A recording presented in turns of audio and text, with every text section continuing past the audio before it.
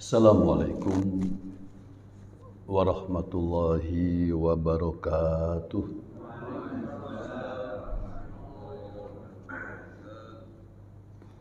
Innalhamdulillah nahmaduhu wa nasta'inuhu wa nastaghfiruh wa nastahdi wa natubu ilaih. Wa na'udzubillah min sururi anfusina wa min sayyiati a'malina. May yahdihillahu fala mudhillalah wa may yudlilhu falan tajida lahu waliyyan mursyida. Asyhadu an la ilaha illallah wahdahu la syarikalah wa asyhadu anna Muhammadan abduhu wa rasuluh la nabiyya ba'dah. Allahumma shalli wa sallim wa barik ala sayyidina Muhammadin wa ala alihi wa sahbihi wa man tabi'ahu wa wala. Amma ba'du. Asbahna ala fitratil Islam wa ala kalimatil ikhlas wa ala dini nabiyina Muhammadin sallallahu alaihi wasallam wa ala millati abina Ibrahim wa ma kana minal musyrikin. Radina billahi rabba wa bil islami dina wa bi Muhammadin nabiyya wa rasula wa bil Qur'ani imama wa bil mu'minina ikhwana. Jamaah salat subuh yang dirahmati Allah, alhamdulillah kembali dengan izin Allah kita dapat melanjutkan kajian rutin kita. Dan pagi ini temanya adalah Islam, agama yang Allah pilih sebagai pedoman hidup umat manusia. Jamaah sekalian, kita masih berada di sesuai tema sebelumnya, ya, Ashhurul Hurum, di bulan-bulan yang Allah muliakan. Ashhurul Hurum. Syahrun zamannya ashur. Syahrun itu isi mufrad, sedangkan syahrun itu ya ashurunnya adalah jamak. Nama jamaknya jamak taksir, ya. Karena dia tidak beraturan. Kalau yang beraturan itu misalnya muslim, muslimun, mukmin, mukminun. Ini syahrun ashur, ya. Sama dengan misalnya masjid itu masajid, bukan masjid lalu jamaknya masajidun. Karena itu memang dari sononya, ya. Jadi bahasa Arab seperti itu. Dan kita harus memahaminya ketika membaca Al-Quran, bagaimana perubahan kata, ya, dari mufrad menjadi jamak. Dan ada satu lagi di antara mufrad dan jamak, ada musanna di tengah-tengah itu, ada jual, ada bentuk dua, muslim, muslimani, muslimuna, mukmin, mukminani, mukminuna. Ini sekedar pengetahuan bahasa, ya, supaya kita kalau baca Quran kok beda-beda nih, ada mukmin, ada mukminun, ada mukminani. Nah, itu adalah gramatika atau pramasastra bahasa Arab. Nah, jemaah sekalian, jadi kita hari ini masih berada di bulan yang dimuliakan Allah Subhanahu wa taala, Muharram, ya. Ada dalilnya enggak? Ada. Kita akan temukan informasi itu di surah 8, surah At-Taubah, ya, ayat 36. Itu dalil bahwa ada 4 bulan yang Allah muliakan, ya. Quran tidak merinci, tapi disebutkan 4 bulan. Allah berfirman dalam ayat 36, ya, At-Taubah itu, a'udzubillahi minasyaitonirrajim. Inna iddatas syuhuri indallah isna asyara syahra. Kata Allah, sesungguhnya bilangan bulan menurut Allah, jadi indallah, ya, menurut ketentuan Allah, isna asyara syahra, ada 12 bulan. Jadi hitungan bulan itu dalam ketentuan Allah ada 12. Ditegaskan di sini fi kitabillah, sudah ditentukan oleh Allah. Bahkan penentuannya itu berbarengan dengan yauma khalaqas samawati wal ard, dengan penciptaan langit dan bumi. Jadi ketika langit dan bumi selesai Allah ciptakan, Allah tentukan juga bilangan bulan itu sendiri. Lalu selanjutnya dikatakan minha arba'atun hurum. Nah, itu yang tadi kita sebutkan di awal ya. Minha, dari ke-12 bulan itu, arba'atun hurum. Ada 4 bulan yang Allah muliakan. Masih ingat gak nih bulan apa aja itu? Ibu-ibu, 4 bulan.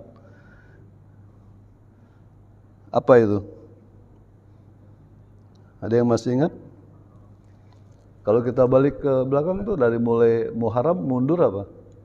Zulqa'dah, Zulhijjah, nanti Rajab, 4. Ya. Ya. Nah, jamaah sekalian, lalu Allah menegaskan, ini sekedar untuk memahami ya, bagaimana Islam itu adalah agama ya, yang memuat tidak saja sisi ibadah ya, sisi ritual, tapi juga ada sisi muamalah, sisi sosial. Jadi bilangan bulan itu dibutuhkan untuk kegiatan keseharian umat manusia ya.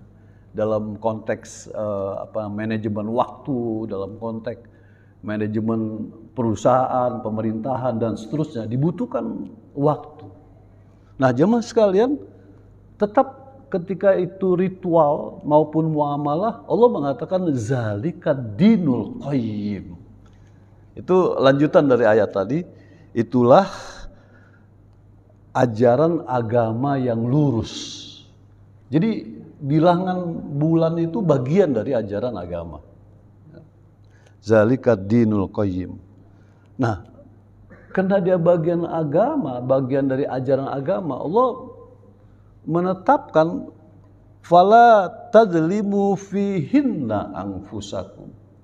Oleh karena itu, dalam konteks muamalah pun ya, kalau konteks ritual, semua kita menghadap Allah Subhanahu wa taala dengan penuh keikhlasan. Seperti tadi kita sholat subuh, semuanya dalam konteks hablum minallah. Tapi begitu seperti hari ini selesai sholat ya, bahkan kalau ayatnya menyebutkan fantasiru fil ard. Ayo habis itu bubar, bekerja.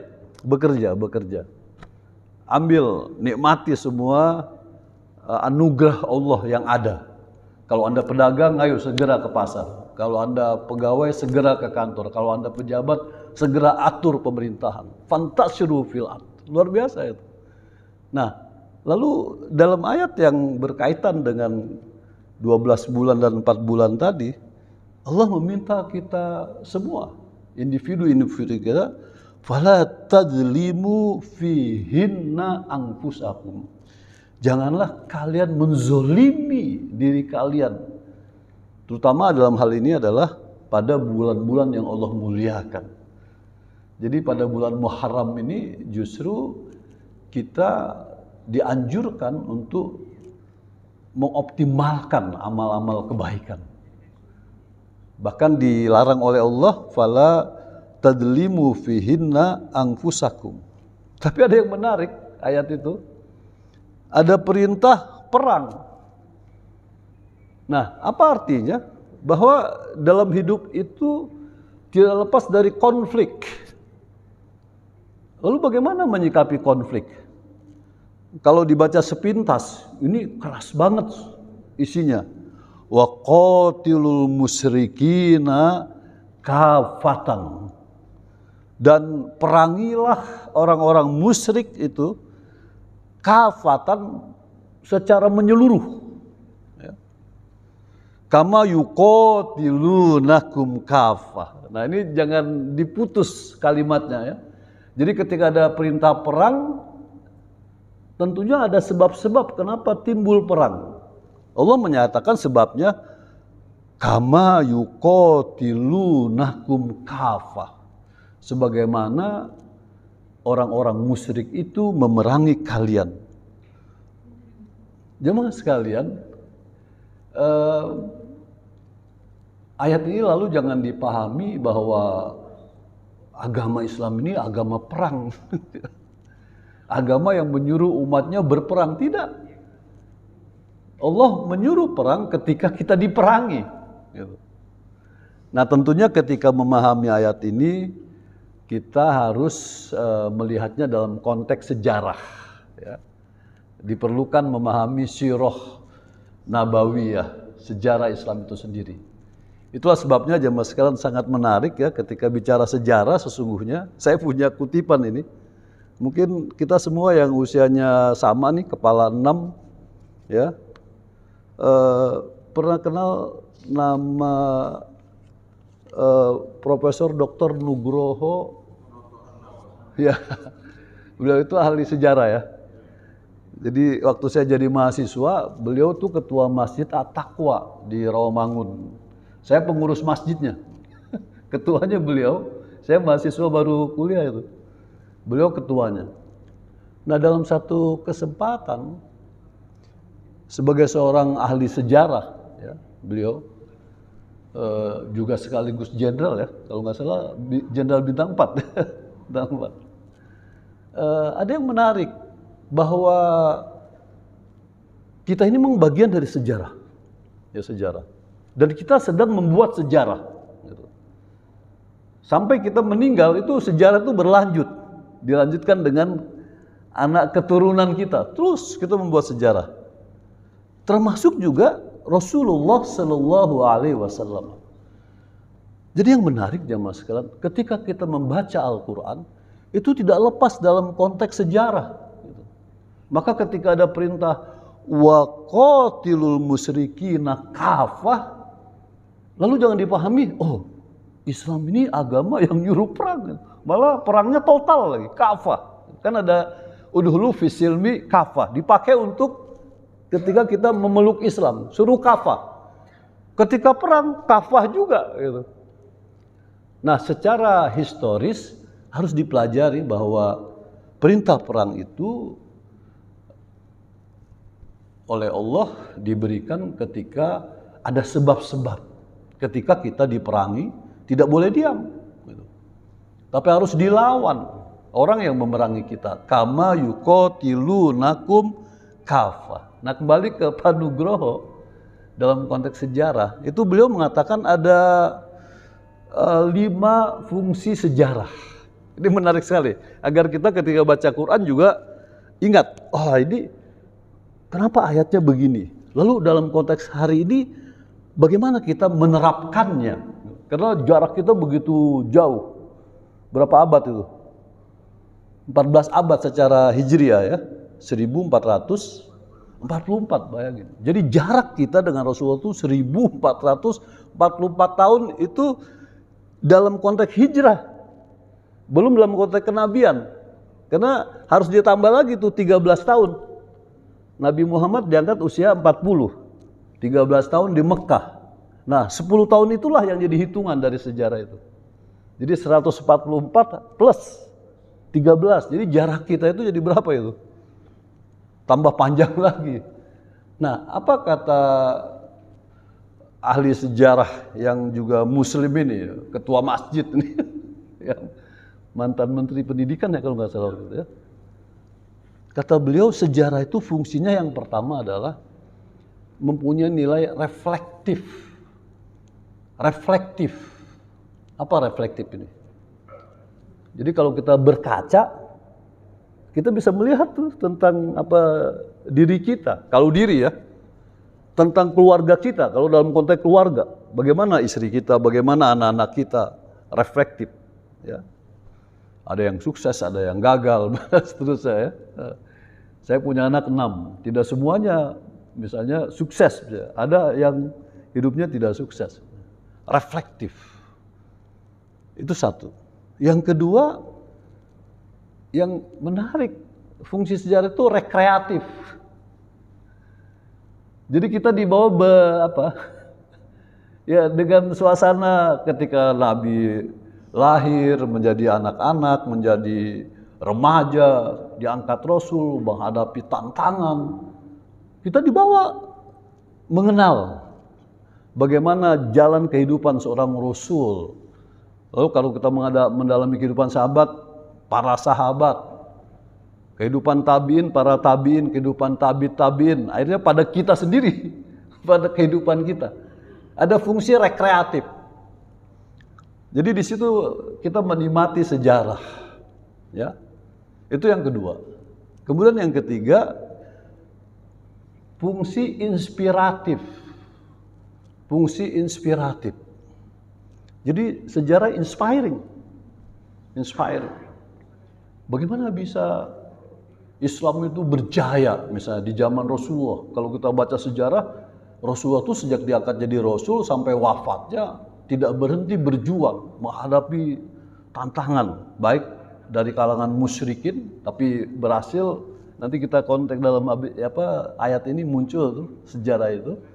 Maupun dalam konteks dengan agama-agama yang sebetulnya sama dari Allah, lalu karena penyimpangan menjadi konflik, baik itu dengan Yahudi maupun dengan Nasrani yang sampai hari ini itu masih berlangsung. Nah itu fungsi ketiga, inspiratif. Artinya apa? Kalau kita pernah jaya, inspirasinya adalah bagaimana bisa berjaya umat Islam waktu itu. Di zaman Rasulullah, di zaman sahabat, di zaman Bani Umayyah, di zaman Abbasiyah, lalu di Andalusia, dan seterusnya. Itu bisa kita pelajari sejarahnya, luas sekali ya. Karena memang usia Islam itu ribuan tahun sudah. Ya, dibanding misalnya Indonesia, Republik ini baru 1900, baru 2000 sekian. Islam melampaui itu. Nah, jamaah sekalian, lalu yang keempat fungsi sejarah itu adalah fungsi instruktif. Apa nih instruktif ini nih? Jadi dari sejarah kita harus belajar. Ada pernah satu kajian yang mengangkat bagaimana orang-orang Yahudi itu jauh lebih maju dibanding orang-orang Muslim. Sampai hari ini fakta ya, bahwa Amerika berkembang karena orang Yahudi. Dan sekarang jangan lupa kalau kita ke Timur Tengah, kita main ke Palestina, ini rekreasi, ya rekreatif tadi.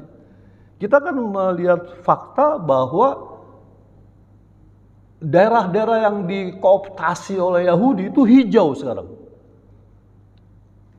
Jadi berubah, berbeda dengan yang di Palestina misalnya. Itu hijau. Mereka membuat tanah yang gersang itu menjadi subur hari ini. Itu fakta bahwa orang Yahudi hari ini memang maju, ya. Secara materi mereka maju.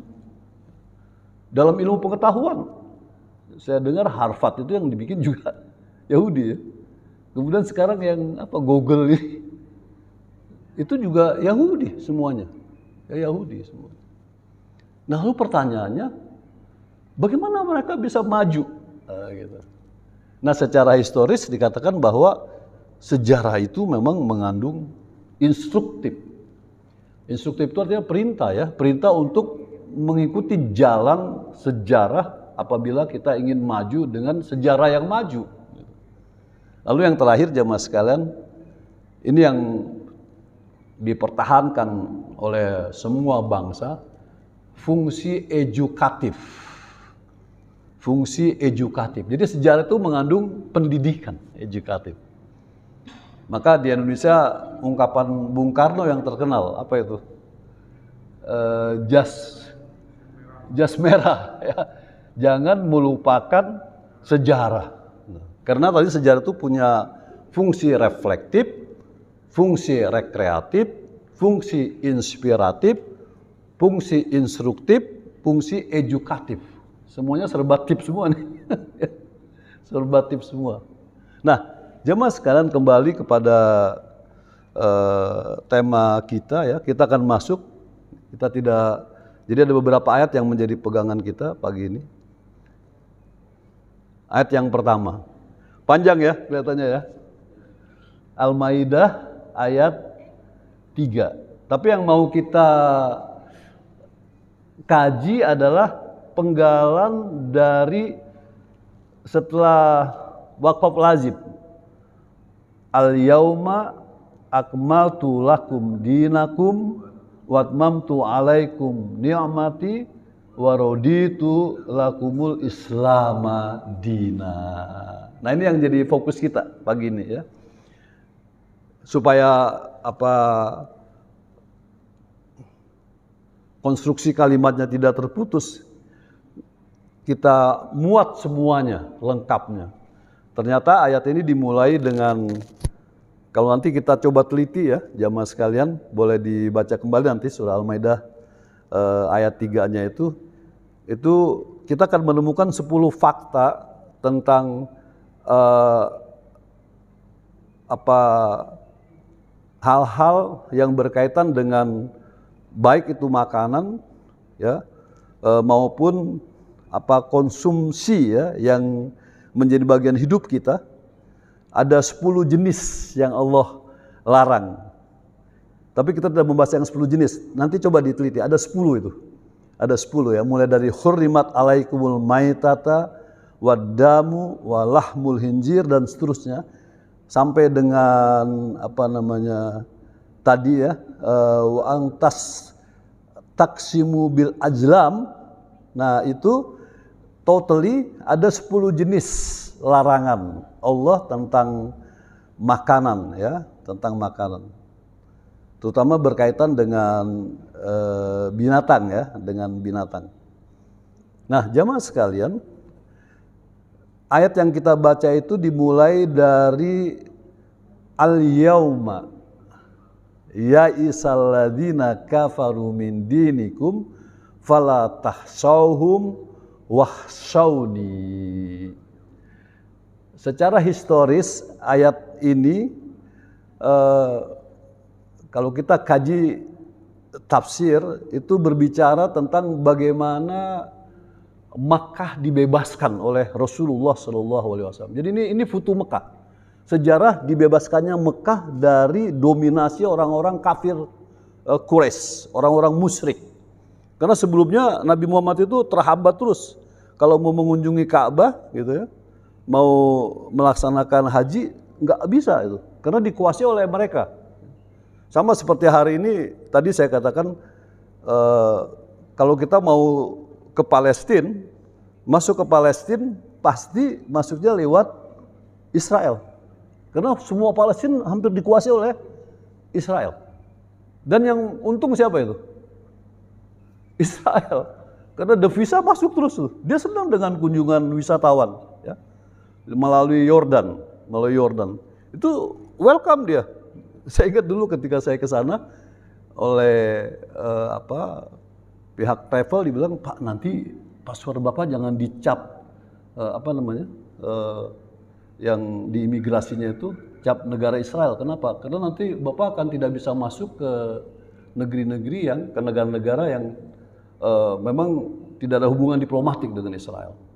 Tapi orang Israel nggak keberatan tuh. Soal cap itu dia nggak cap. Kenapa? Buat dia apa artinya cap? Yang penting kalian masuk kemari, bawa duit. Nah, itu yang terjadi hari ini. Jadi orang Palestina tetap dalam keadaan yang sangat menyedihkan. Mereka tetap membangun negerinya. Gitu. Itulah sebabnya jemaah sekalian, ketika ayat ini turun, al-yauma ya isalladzina kafaru min dinikum, menunjukkan bahwa ini secara singkat ya, orang-orang kafir pada waktu itu sudah putus asa. Mereka sudah melakukan berbagai hal untuk menghambat tersiarnya Islam. Tapi justru ketika Rasulullah meminta sahabat eksodus ke Madinah, umat Islam menjadi lebih kuat di sana. Maka diabadikanlah peristiwa Futuh Makkah. Dalam sejarah Islam itu dikenal sebagai Futuh Makkah. Pembebasan Makkah dari dominasi orang-orang kafir Quraisy. Allah mengatakan al-yauma, pada hari ini, ya isalladzina kafaru min dinikum, orang-orang kafir itu telah berputus asa untuk menghambat perkembangan agama kalian. Lalu Allah tekankan fala tahsauhum. Kalian jangan takut dengan orang-orang kafir. Justru yang harus kalian takut itu adalah wahsyauni. Kalian takut padaku, kata Allah Subhanahu wa taala. Takut bahwa kalian hidup tidak dalam petunjuk Allah Subhanahu wa taala. Nah, lalu terkenalah ayat ini yang turun pada Haji Wada yang bunyinya a'udzubillahi minasyaitonirrajim al-yauma akmaltu lakum dinakum wa atmamtu alaikum ni'mati wa raditu lakumul islama dina. Ini harus kita hafal nih ayat ini. Karena dia menjadi dasar ya keyakinan kita bahwa Islam itu memang satu-satunya agama. Nanti kita akan tunjukkan ayatnya yang berkaitan dengan itu. Yang Allah ridho. Al-yauma, pada hari ini, akmaltu, telah aku sempurnakan, lakum, untuk kalian, dinakum, agama kalian. Artinya apa? Islam itu sudah sempurna. Siapa yang menyatakan sempurna? Allah Subhanahu wa taala. Akmaltu, aku telah sempurnakan. Kemudian yang kedua, wa atmamtu, dan telah aku cukupkan atas kalian ni'mati, nikmatku. Itu yang kedua. Jadi dengan adanya agama Islam, maka kalian cukup memperoleh nikmat yang paling besar. Maka kalau kita dengar khutbah-khutbah kan selalu nikmat iman dan Islam. Nah, ini kaitannya dengan ini. Wa atmamtu alaikum ni'mati. Lalu yang ketiga, wa raditu, dan aku senang. Aku ridho untuk kalian Islam sebagai jalan hidup kalian.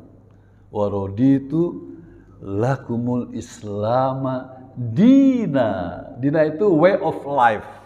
Way of life. Nah, ini yang dalam konteks keindonesiaan kita memang tidak kafah gitu ya. Tidak kafah. Jadi hanya bagian-bagian dari ajaran Islam yang bisa dilaksanakan, tapi tidak bagian-bagian yang lain gitu. Ya. Nah, jemaah sekalian,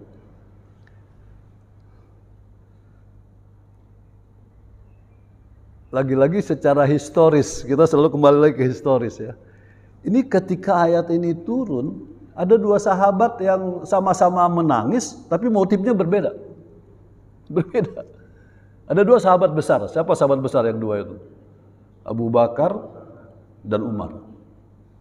Abu Bakar Siddiq ketika mendengar al-yauma akmaltu lakum dinakum wa atmamtu alaikum ni'mati wa raditu lakum Islam madinah, beliau menangis. Ketika dicari tahu kenapa beliau menangis, ternyata motifnya dengan sensitivitas yang dimiliki oleh seorang sahabat besar Abu Bakar Siddiq, dia merasa ini isyarat selesai kerasulan. Karena semuanya udah selesai. Akmaltu lakum dinakum. Beliau yang ditunjuk Allah menjadi rasul membawa agama Islam sebagai agama penutup, gitu ya. Kemudian wa atmamtu alaikum nikmati. Allah menyatakan itu. Bahkan wa raditu lakum Islam madinah. Abu Bakar melihat bentar lagi kita akan ditinggalkan oleh Rasulullah SAW. Dan itu terbukti memang. 3 bulan kemudian, kalau sejarah mencatatnya 81 hari. 3 bulan setelah Haji Wada, namanya itu disebut Haji Wada itu. Haji Wada itu haji farewell, haji perpisahan. Sekali haji dan Nabi Muhammad tidak haji lagi. Jadi begitu sensitivitas seorang sahabat besar ketika menerima ayat ini. Jadi kita lihat ketika ayat turun, itu bisa berbeda tanggapan sahabat. Lalu bagaimana dengan Umar Ibn Khattab? Dia juga menangis. Sampai Rasulullah bertanya, "Mata beka ya Umar? Kenapa engkau menangis wahai Umar? Mata beka ya Umar." Lalu alasannya sama dengan Abu Bakar. Ini agama ini sudah disempurnakan. Dan dia menjadi nikmat terbesar dalam hidup. Dan Allah menyukai Islam itu sebagai jalan hidup umat ini. Lalu kata Umar, ayat ini menunjukkan bahwa Islam ini harus dijaga. Ini bedanya. Kata Umar, Islam ini harus dijaga. Karena kalau tidak, Islam yang sempurna itu pelan-pelan akan hilang. Lalu Rasulullah mengatakan, "Kenapa kau menangis ya Umar?" "Ketika aku mendengar wahyu ini ya Rasulullah, aku merasa bahwa perlahan-lahan orang akan meninggalkan Islam." Aneh sekali itu. Itu dalam tafsir Ibnu Katsir ya disebutkan. Jadi ada datanya nih, tafsir Ibnu Katsir. Jadi kata Umar, aku merasa karena Islam ini sudah sempurna, tapi perlahan-lahan orang lalu akan meninggalkan Islam. Apa kata Rasulullah? Sodakta. Kata Rasulullah, sodakta. Masya Allah. Jadi yang satu ketakutan kehilangan orang yang dicintainya, yang satu ketakutan agama ini hilang. Lalu dibenarkanlah Rasulullah, sodakta. Itu dalam tafsir Ibnu Katsir. Apa kata Rasulullah ketika mengatakan sodakta? Wahai Umar, badal Islamu ghariban. Ketika aku mendapat amanah Allah membawa agama ini begitu asing di mata orang-orang musyrik. Dalam ungkapannya badal Islamu gharib. Gharib itu artinya barang asing. Gharib, ya, tidak dikenal. Orang menyembah banyak Tuhan, ini diminta menyembah satu Tuhan. Orang boleh hidup bebas, agama ini datang nggak boleh hidup sebebas-bebasnya, ada aturan. Jadi kontradiktif dengan fakta gitu.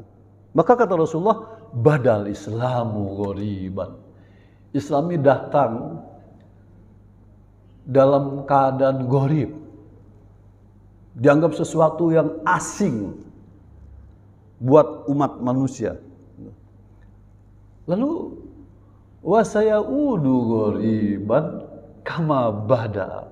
Dan dia akan kembali asing sebagaimana awalnya dia asing.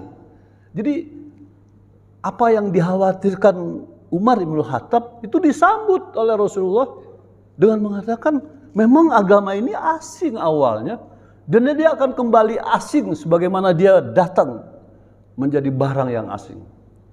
Tapi jangan lupa kata Rasulullah, fatuba lil ghuraba. Beruntunglah orang yang berpegang teguh kepada barang yang awalnya asing ini. Apa kesimpulannya jamaah sekalian?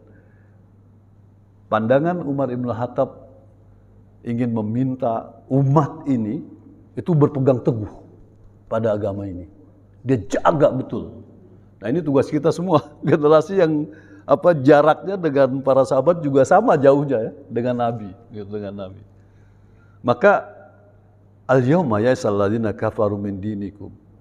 Jadi kalau di zaman Rasulullah itu orang-orang kafir putus asa, tapi hari ini justru kita habis-habisan dihantam oleh orang-orang kafir. Agar kita meninggalkan agama kita dengan berbagai cara. Dengan kegiatan kebudayaan ya. Kalau nggak salah kemarin sempat viral tuh Pak di itu. Apa yang sebelum Depok, sesudah Depok apa? Citayam apa Bu? Nah, iya. Wah itu LGBT, wah luar biasa menampilkan dengan berani ya. Kalau ditanya agamanya Islam juga. Ada mahasiswa ditanya rukun Islam, dia sebut Pancasila. Dia gak mengenal lagi agamanya. Jadi apa yang dikhawatirkan oleh Umar bin Khattab itu terjadi hari ini. Nah, kita beruntung berada di satu tempat kita jaga Islam ini. Cuma ini usia-usia kita udah tua semua kan. Tuh kalau saya kemarin ikut dalam rapat dosen tuh ada anak-anak muda yang ikut andil dalam memenangkan Mahathir Muhammad itu, ahli medsos itu. Dia membagi-bagi usia, ada segmentasi usia. Ini kalau kita semua segmentasinya katanya 60 ke atas itu udah akhirat. Tapi yang mulai berapa? 15, 23 sampai 34, wah itu orientasinya beda lagi dengan kita gitu, dengan kita. Dan di mata para ahli IT ini menjadi sasaran untuk memenangkan kekuasaan.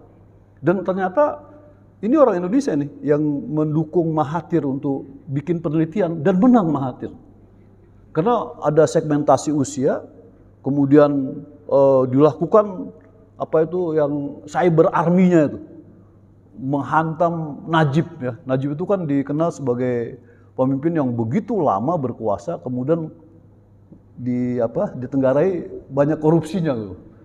Itu yang gagasannya namanya content creator-nya itu orang-orang Indonesia bekerja sama dengan super timnya orang-orang Mahathir dan menang Mahathir.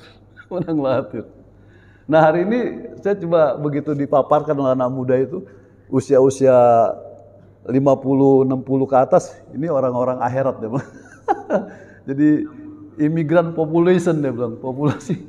Jadi ada imigran. Jadi dia sudah bergerak dari yang mulanya sibuk dengan karir gitu, lalu ketika sudah pensiun ya dia nggak lagi memang kondisinya tidak lagi memungkinkan begitu ya untuk berkarir, mempertahankan karirnya gitu. Saya ketika melihat itu, saya dosen tertua di situ, dosen paling tua, hampir 7. Lalu saya menyadari, oh ya udah, saya mau masuk generasi akhirat memang ya, masuk generasi akhirat. Nah, jemaah sekalian, kembali ke ayat ini. Jadi kesimpulannya bahwa secara historis dua sahabat itu menanggapi berbeda.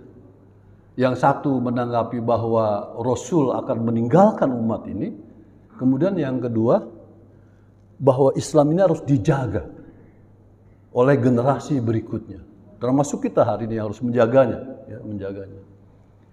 Nah, jemaah sekalian, di antara ini satu tesa, satu sintesa. Nanti ada di tengah-tengahnya sintesa ya. Tesa, antitesa, sintesa. Saya mau ajak jamaah pada sejarah lagi. Ketika mendalami ayat ini, Bapak pernah kenal yang namanya, saya kira kenal semua kita, Perdana Menteri pertama di Indonesia yang ide dasarnya kembali ke NKRI, siapa? Muhammad Natsir. Muhammad Natsir. Beliau ini politikus, budayawan, ulama gitu ya, ulama. Ketika membahas ayat ini, beliau itu kalau secara organisatoris dari Persis ya, Perserikatan Islam. Pendirinya adalah Ustadz A. Hasan gitu ya. Terakhir mantu beliau itu, anak beliau itu jadi rektor Al-Azhar Jakarta, Profesor Juhal. Dulu saya dekat dengan keluarga beliau ini, kenal beberapa keluarganya. Kata Pak Nasir, ketika mencoba menganalisis al-yauma akmaltu lakum dinakum wa atmamtu alaikum nikmati wa raditu lakumul islam madina, sesungguhnya telah berlangsung timbang terima antara Rasulullah dengan para sahabat tentang kelanjutan agama ini. Itu analisis beliau. Telah terjadi timbang terima. Jadi ketika Rasulullah itu mendapat wahyu ini, memang didahului dengan pidato beliau ya, khutbahnya. Itu ada yang disebut khutbatul wada. Kalau bapak-bapak buka Google itu, ada itu pidato terakhir khutbatul Rasul ya. Itu tentang itu. Itu luar biasa isinya, ya, luar biasa. Saya punya teks aslinya itu ya dari At-Tabari. Ada kitabnya. Jadi pidato Rasul itu diabadikan. Kemudian isi pidatonya itu betul-betul memang mengingatkan umat ini bagaimana seharusnya menjaga agama ini. Gitu. Disebutnya oleh Pak Natsir itu, inilah peristiwa timbang terima antara Rasulullah dengan generasi pemelihara, pelanjut dan seterusnya. Gitu. Nah, jemaah sekalian, maka dari kita memang dituntut mau nggak mau harus menjaga agama ini dengan tentunya tidak sekedar mempelajari, tapi juga mengamalkan serta mendidikkan agama ini kepada paling tidak lingkungan kita yang terbatas, keluarga kita, ya, dan seterusnya. Kita lanjutkan jamaah sekalian, ayat berikutnya nih, biar lebih cepat. Ini terjemahnya nanti bisa di-share ya. Nah, inilah ayat yang memperkuat lagi. Allah mengatakan, Inna dina indallahil Islam. Jadi kalau di Al-Maidah berisi pernyataan bahwa Allah telah atmamtu, roditu, dan 3 kata ya. Akmaltu, aku sempurnakan. Atmamtu, ya. Aku itu sebetulnya dua-duanya punya arti sama juga, sempurna juga itu. Aku lengkapi sudah nikmatku. Kemudian roditu, aku ridho Islam sebagai jalan hidup kalian. Maka ayat ini ingin menekankan bahwa memang Islam itu satu-satunya agama yang Allah terima. Inna dina indallahil Islam. Jadi jangan ragu-ragu lagi kita beragama ini. Gitu ya. Kenapa? Karena sudah Allah nyatakan di muka tadi di surah Al-Maidah ayat 3, diperkuat dengan Al-Imran ayat 19, Inna dina indallahil Islam. Itu satu. Berikutnya lagi, kita lihat ayat yang lain. Ini catatan berikutnya, wa mahtalafalnya utul kitab. Allah menceritakan bagaimana para ahli kitab itu justru menolak Islam itu sendiri. Jadi nggak usah heran kalau mereka menolak itu. Allah telah menjelaskan di sini. Ya. Berikutnya, tadi ini yang kedua ya. Yang ketiga, penegasan Allah. Wa may yabtaghi ghairal islama dina fala yuqbala minhu. Di dunia ya. Wa may yabtaghi, barang siapa yang mencari agama selain Islam. Tadi kan waraditu lakumul islama dina. Lalu kita mencoba mencari-cari agama yang lain. Kata Allah, wa may yabtaghi ghairal islama dina. Apa kata Allah? Fala yuqbala minhu. Maka jalan hidup yang bukan Islam itu tidak diterima oleh Allah Subhanahu wa taala. Jadi jalan hidup yang salah. Itu satu. Jadi kalau ada orang hidup tidak dengan, ini kan tersebar juga ya, agama baru itu adalah agama humanisme. Jadi orang tidak perlu punya kitab suci, orang tidak perlu Tuhan, orang tidak perlu ritual. Yang penting karena kita sama-sama manusia, itu saling menghargai satu sama lain. Ini agama baru, humanisme nih. Yang belakangnya jadi HAM juga tuh di belakangnya. Jadi banyak para pemikir mengatakan agama baru hari ini adalah humanisme. Kalau dalam rumusan Pancasila itu sila yang keberapa itu? Yang kedua. Lalu sila kesatunya dihapus. Nah, itu yang bahaya. Jadi harus semuanya dalam Islam itu. Jadi Pancasila itu kan rumusan yang dibuat oleh para ulama. Cukup komprehensif ya gitu, menggambarkan kebutuhan manusia terhadap agama, ketuhanan, kemanusiaan, apalagi persatuan dan seterusnya. Jadi Allah menekankan pada ayat ini Al-Imran 85, wa may yabtaghi ghairal islam madina fala yuqbala minhu. Karena Allah tolak jalan hidup yang bukan Islam, maka dampak akhiratnya adalah minal khosirin. Mereka akan menjadi orang-orang yang rugi. Sering saya ungkapkan di ruangan ini, kita cuma 2 rumah aja di sana kan. Cuma 2 destinasi. Kalau tidak ahlul jannah, ahlun nar. Kalau udah rugi berarti ada di mana itu? Ada di ahlun nar. Ya. Di dalam surah apa ya Ustaz? Bunyinya la yastawi ashabun nar wa ashabul jannah.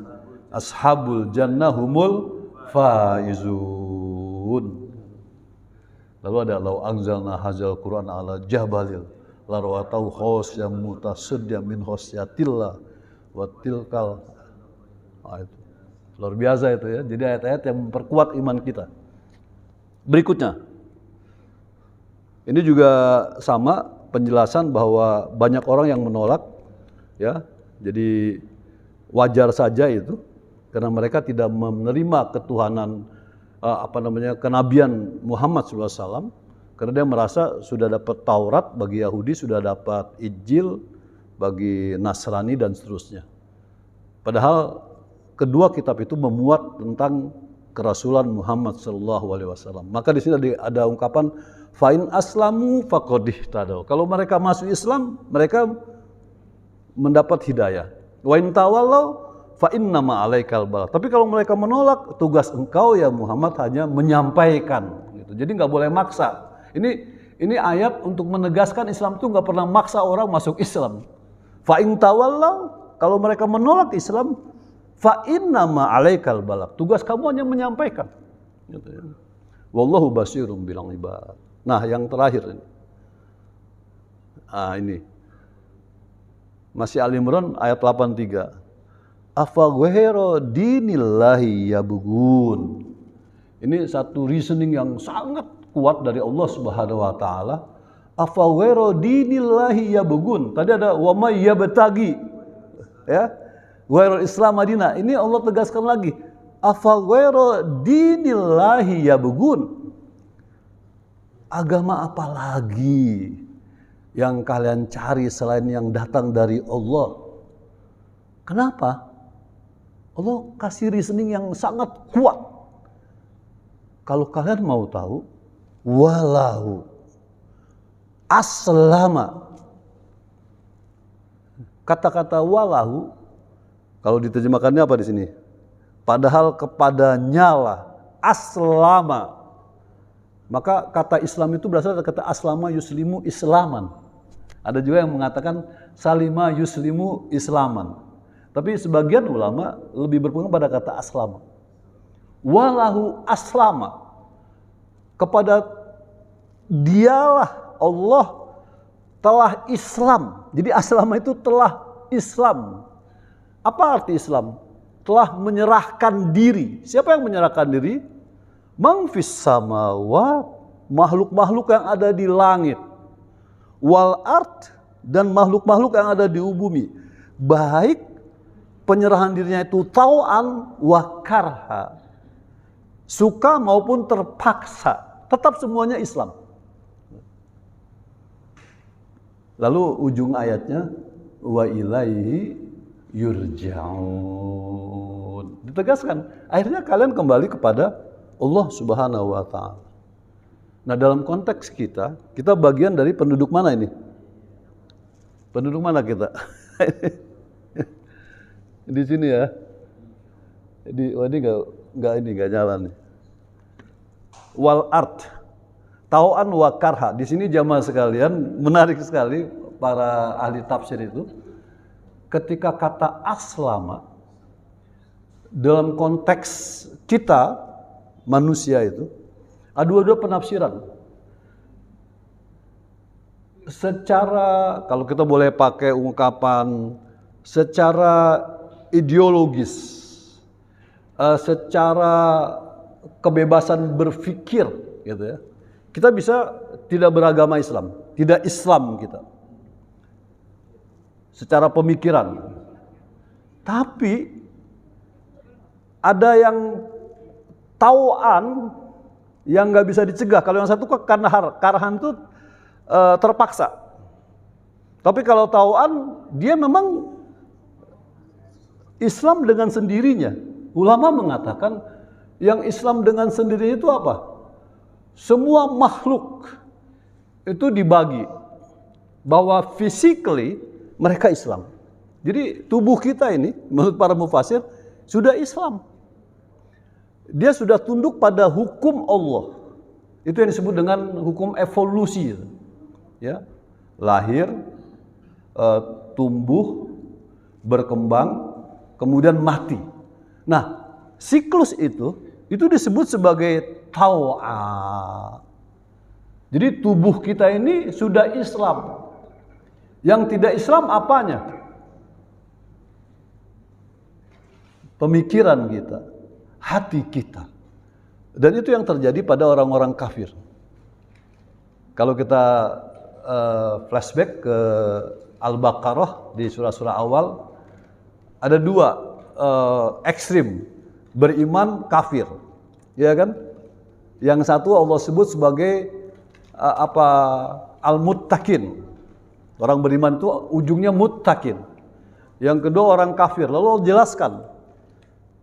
Ketika bicara al-muttaqin, siapa muttaqin? Alladzina yu'minuna bil ghaibi wa yuqimunas shalah wa mimma razaqnahum yunfikun. Walladzina yu'minuna bima unzila ilaika wa ma unzila min qablik. Nah, itu ciri orang-orang muttaqin. Itu di satu surah ya. Nanti kita temui lagi di surah yang lain itu, ciri-ciri itu. Nah, ketika kita menjadi muttaqin, Allah mengatakan ulaika ala hudam mir rabbihim wa ulaika humul muflihun. Lalu yang ekstrim kirinya, innalladzina kafaru. Itu sawaun alaihim anzartahum am lam tungzirhum la yu'minun. Lalu apa yang menyebabkan dia karha? Allah jawab di sana, ya, khatamallahu ala qulubihim wa ala sam'ihim wa ala absarihim gisawah walahum azabun azim. Karena akal dan pikirannya menolak beriman kepada Allah Subhanahu wa taala. Nah, ini esensi dari ayat yang terakhir yang kita jadikan pegangan. Afa ghairu dinillahi yabghun walahu aslama man fis samawati wal ard tauhan wa karha wa ilaihi yurja'un. Akhirnya kita semua kembali kepada Allah Subhanahu wa taala. Bahwa kita menjadi beriman menjadi keberuntungan untuk kita. Ketika kita menjadi kafir, kita menjadi rugi. Ya, menjadi rugi. Maka tadi la yastawi ashabun nar wa ashabul jannah. Ashabul jannah humul faizun. Nah, mudah-mudahan kita semua masuk kelompok faizun. Kalau habis puasa kita bilang apa? Minal aidin wal faizin. Itu al-aid, kita balik kepada fitrah. Faizin, kita menjadi orang-orang yang beruntung. Kenapa? Karena al-faiz itu adalah ashabul jannah, ashabul jannah. Nah, itulah barangkali yang bisa kita bahas hari ini. Mudah-mudahan bermanfaat. Ini semuanya sudah di share ya. Sama Manan ada ya. Kalau nanti jamaah ini bisa itu. Nah. Belum. Oh, belum di grup ya. Nanti malam di itu ya. Dibagi. Ada yang pakai PDF bisa dibuka, kita yang matanya udah susah ngeliat yang kecil-kecil di HP ya. Di HP. Jadi kita sudah Allah berikan hidayah Al-Qur'an dengan ayat-ayat yang berkaitan dengan agama Islam.